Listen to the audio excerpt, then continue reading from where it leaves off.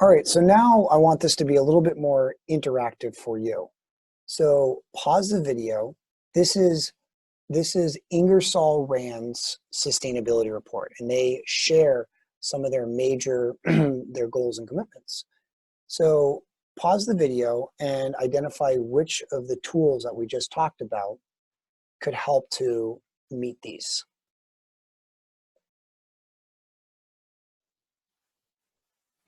All right, now let's take a deeper dive into their sustainability report.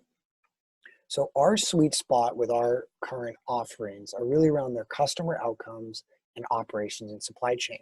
So helping to reduce their customer carbon footprint by 1 gigaton, delivering zero waste to landfill, becoming net positive for water, and achieving 10% absolute reduction in energy consumption. Those are all areas that we can absolutely help out with our solutions. Going in deeper on Ingersoll Rand's sustainability report, this shows specific projects where they are at in the process and the UN SDG connections they have.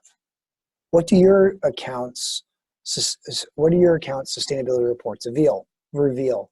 Where are they at in their projects? How can our tools help? Take some time, pause, and identify some of those.